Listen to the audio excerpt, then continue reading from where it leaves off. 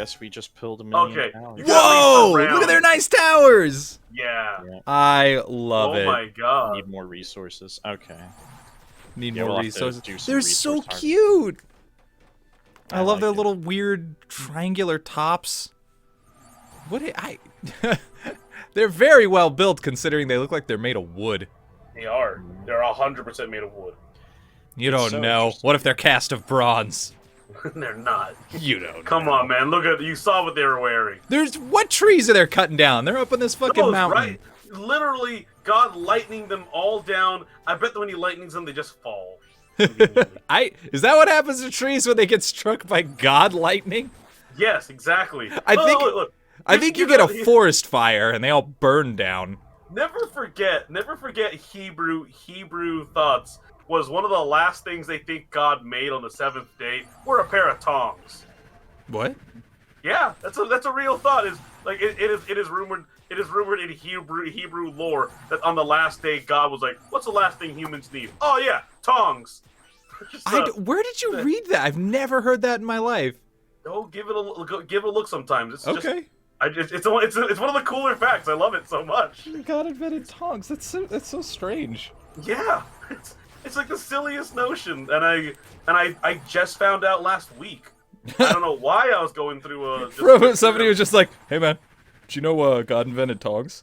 What? Yeah, we're not on. That's a very different. That's a very different type of evangelical. It's like sitting on the bus and it's like, "Hey, have you heard the good word? Huh? Have you heard the good word? Did you know God invented blacksmithing?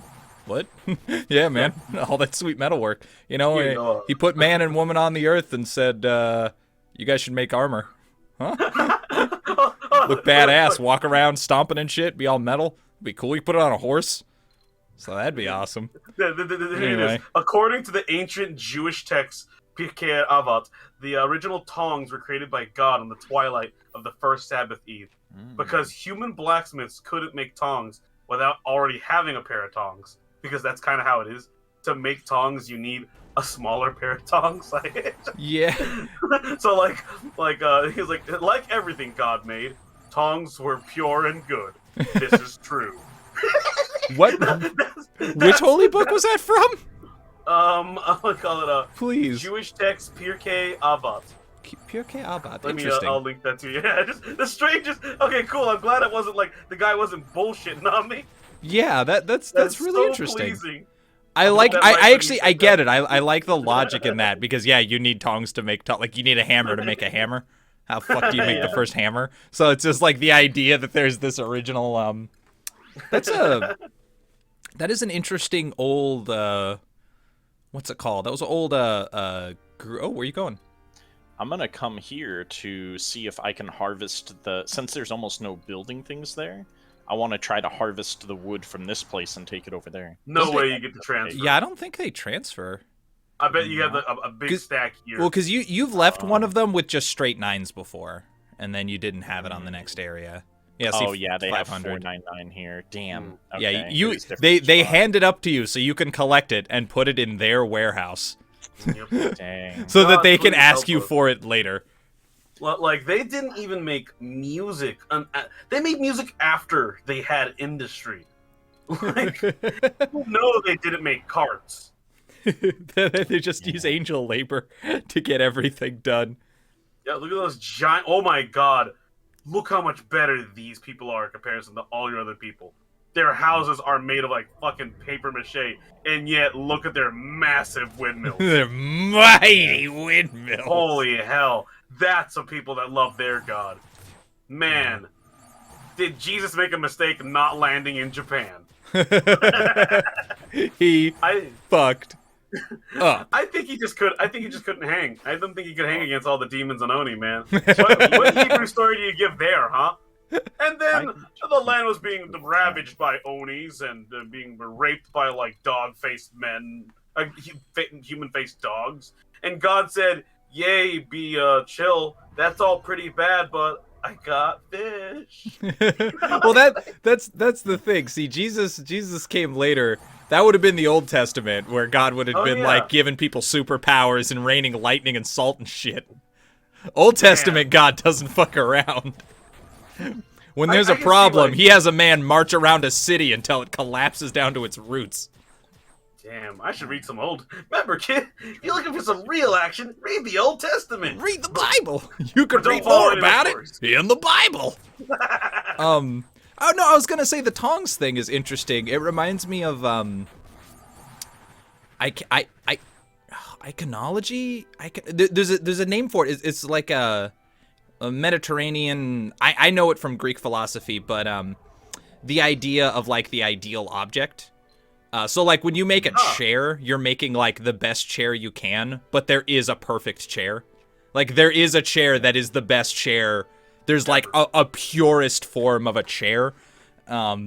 In some like sort of areas of belief, there's actually a physical perfect chair somewhere, like I don't know, in a cave, that people are replicating this like the best chair that ever was, or more likely it's it's more of a spiritual idea that a craftsman is like seeking the ideal. But either way, it's interesting. It kind of reminds me of that that there's these primal tongs that would be like the perfect holy like the best tongs that ever were. Yeah, But the idea that like out of all the things we've seen in video games and like other movie show lore, there's the spear, there's the Japanese Yatamura and Kusanagi and whatnot and all that shit. We've never got the tongs. yeah, I just hearing about. I'm just really shocked. Like, whoa, really? This is a thing? yeah, that's Heavily awesome. yeah, just like that's a new awesome item I want to see in mythology lores and whatnot and other silly things. Yeah. Seek the holy tongs. That's a very like old school RPG thing. The idea, you could go for it, fight that horde. Yeah. No, yeah, I was waiting for you to finish your thing, or I was going to ask if you guys are ready for it, but yeah. Yeah, let's do it. Let's do it. Alright. That's a very like old thing, because I feel like you're other than people who are trying to like push envelopes a little bit, you don't usually see people mess around with like sort of Western religion mythology, which is interesting, because like I feel like it doesn't seem to bother anyone when you like most. I don't know. I don't really know where the line is. But like a sort of spiritual mythology compared to like monotheistic mythology, I guess, seems to be like more ripe for controversy, whereas people don't really care if you're doing fantasy based on, I don't know, you like how many stories you read and like games you've played that had like evil monks in it. They were like that. It's like, man, dude, a lot of weird, evil, vaguely Buddhist-looking monks flying around in like video games and stuff. But you don't see that very much with just like a Western-styled monotheistic priest. We've been getting evil angels lately. That's like a very loved juxtaposition. Shittily loved. Yeah, I suppose. Maybe I'm just like don't have it clear in my head. What do you have a? Not to put you on the spot about it, but like can you think of something? Supernatural, an incredibly loved show by 12-year-old girls. Oh yeah. I can think of that one. Yeah, you're right. Yeah, Supernatural did play with that a bit. That's yeah, you're right. That's cool. They played with a number of things, so they touched on a lot of other things. So like they have to. They like their show. They have to. Well, who else? The show's 100 years long. At a certain point. Yeah, they literally ran out. I think they killed all of their gods. They killed all their source material because that's what the show's about. Yeah. What's it called? Weirdly, Charmed had like evil angels as well. Huh, I wouldn't call know. it controversial. Charmed is the most in-the-box show that's ever been made. Charmed is somehow more like safe and inoffensive than Friends, even though it's a show about like witches and demons. Whoa, you're right. I watched a lot of Charm and I've watched a lot of Friends, and I can think about. Yeah, it's really strange. Okay. I like the notion of just forget all about Charmed and just how unlovable that eldest sister was. Yeah. So unlovable, she has a show called I'm a Terrible Person. I think it's called Bridezilla or something, buddy. Whatever. Holy shit, that was her? Yeah, I believe it was. That's just like a name. You know, you hear like just like a name in the void of a TV show, and you're like, I'm never watching that. Yeah. Maybe it's good. If it is, someone will recommend it. I have never seen it. I've never seen it. I just heard Bridezilla. I was like, wadatever. Yeah. And then I took a look. I just for a brief moment I saw it in commercial glancing, and like, that's her face. No way. She was the hottest sister. Like, and then I like looked it up. I was like, yep, that's her. It's like, oh jeez, life has not been kind.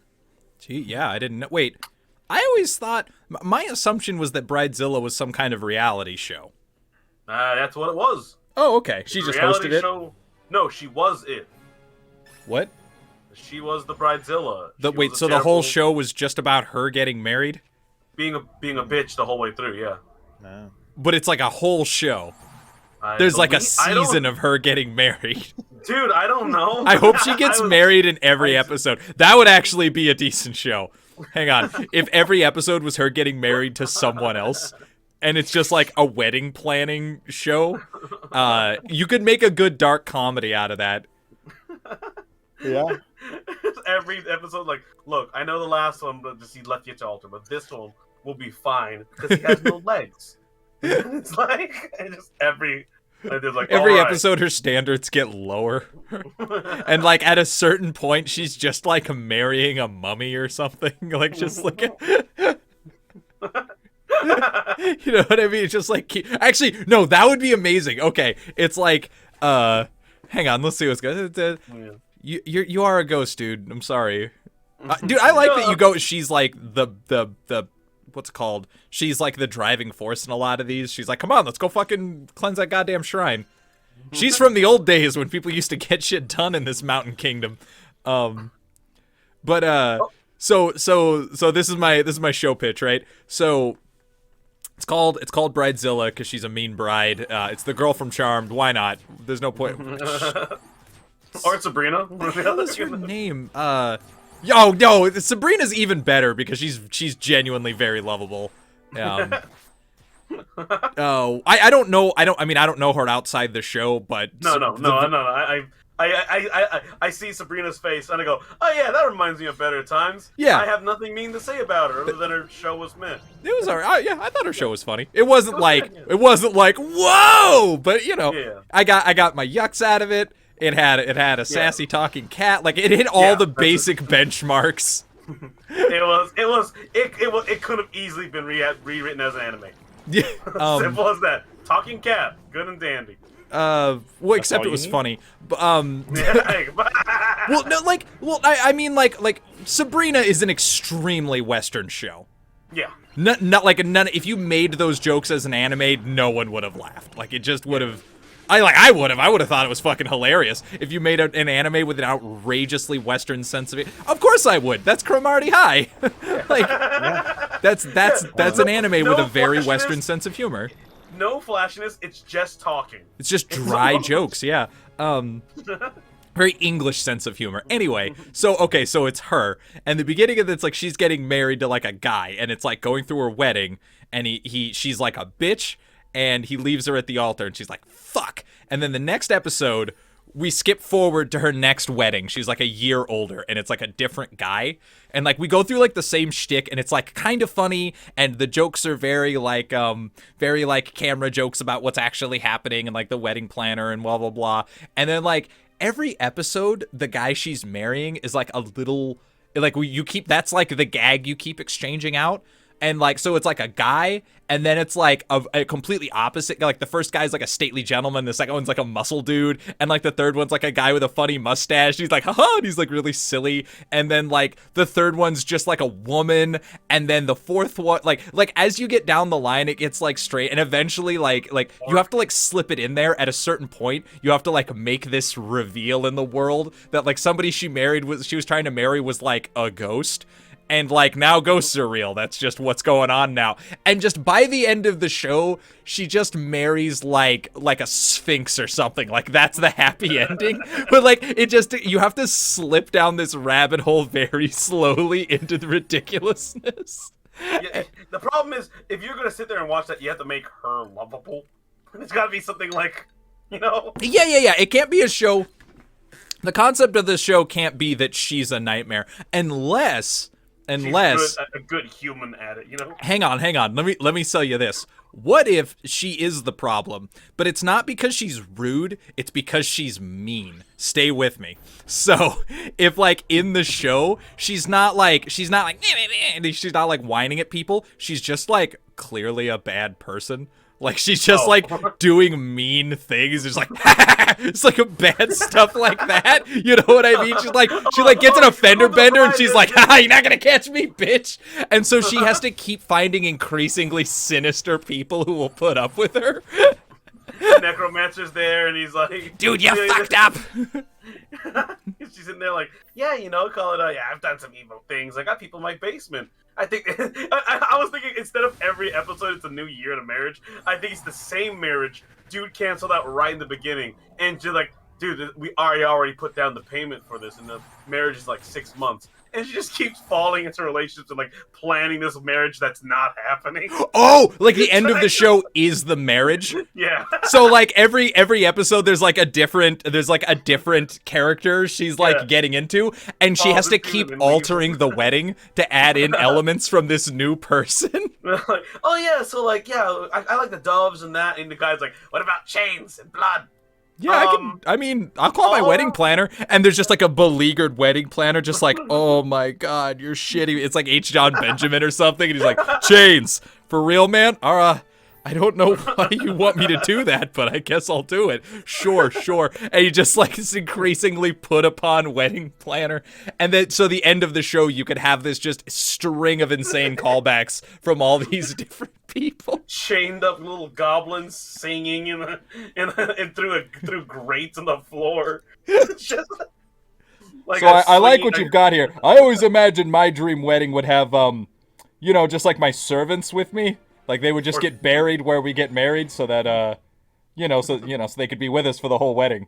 Servants, huh? She's like writing it down. She's like, I don't know if I can. She's like ... And then you cut to H. John Benjamin like in his overcramped office full of all these wedding ideas, and he just like shivers and gets a chill up the spine. He's like, oh god, she's doing it again. I don't know what she's planning, but I know it's gonna be awful. Like, you get to the final wedding. It's an awful piece, and the guy's like, yeah, and he's like, what do you think? He's like all nervous. It's not the perfect wedding scene I've ever imagined, but then nothing's perfect. And you got like a nice wholesome ending. Just like, you're like, oh. And like marriage, he just scoops up like a fucking eagle, like blood and dress. It just flies off. I like the idea of the necromancer being there. And like, midway, there was a moment where that just broke. It just shows her like eating a McDonald's wrapper, throwing on the floor, and like the trash can's right there. And he looks at her open jaw, and she's walking away like to the car. And he looks at the camera, and he just cuts back to him sitting down.